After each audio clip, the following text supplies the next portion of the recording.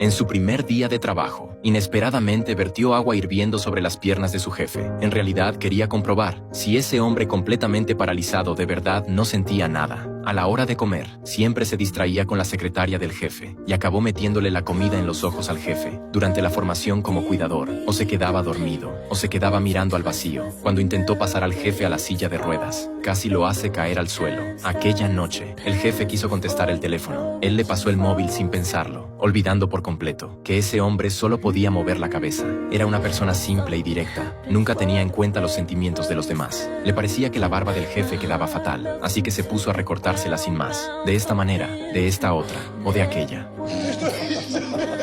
En teoría, el jefe debería haberlo despedido en el acto, pero no solo no lo hizo, sino que además le ofreció un salario generoso, porque estas dos personas, con vidas y caracteres totalmente distintos, acabaron forjando una amistad de vida o muerte. El jefe se llamaba Philippe, era un multimillonario, pero quedó completamente paralizado tras un accidente de parapente, y poco tiempo después, su esposa falleció, así que Philippe decidió contratar a un cuidador. El sueldo era extraordinariamente alto, los candidatos formaron una larga cola, todos iban impecablemente vestidos. Algunos venían de universidades prestigiosas, otros tenían la pared llena de diplomas, todos ansiosos por demostrar su valía. Solo uno era diferente. Entró con ropa informal de calle. No tenía intención real de conseguir el trabajo, solo quería que lo rechazaran, porque con 3 rechazos, podía solicitar la ayuda por desempleo del gobierno. Ese hombre se llamaba Dries, hablaba sin ningún filtro, se burló directamente del gusto estético de Philippe, se rió de su sentido del humor, y ni siquiera lo trató como a un jefe. Curiosamente, a Philippe todo aquello le resultó divertido. Los demás iban con pies de plomo. Solo Dries era franco,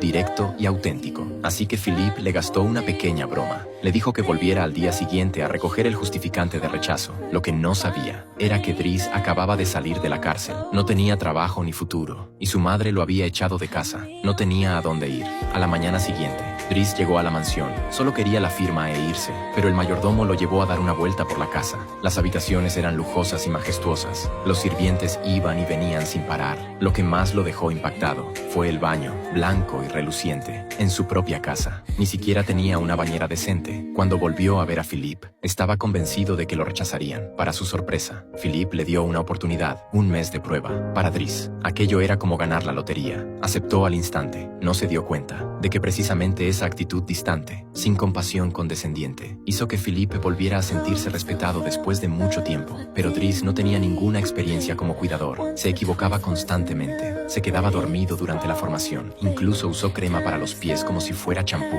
Y se preguntaba por qué no hacía espuma. Siempre olvidaba que Philippe no podía moverse. Aún así, con el paso del tiempo, Philippe empezó a ver algo diferente en él. Los demás eran siempre excesivamente prudentes, temiendo cometer cualquier error delante de él. Pero cuando estaba con Dries, podía reír a carcajadas, relajarse por completo. Desde aquel accidente, nunca se había sentido tan a gusto. Volvía a sentirse como una persona normal. Un día, Philippe quiso ir a una exposición. El cuidador vino a recogerlo en coche, pero Dries se negó a conducir la furgoneta. Levantó la lona del garaje y dejó al descubierto un Maserati. Pensaba que no usar un coche así era un desperdicio y quería llevar la adrenalina y la velocidad a la vida de Philippe, pero no todo el mundo estaba de acuerdo. Los amigos aconsejaron a Philippe despedir a Dries de inmediato, porque tenía antecedentes penales y venía del barrio más conflictivo. ¿Cómo podía alguien así tener empatía? Pero Philippe no lo veía igual. No necesitaba compasión, sino a alguien que lo tratara como a una persona normal, un amigo que no lo viera como a un enfermo. Dries lo hacía reír de verdad, le devolvía las ganas de vivir. Ni siquiera cuando estaba sano había tenido un amigo así. Pero Dries no solo sabía bromear.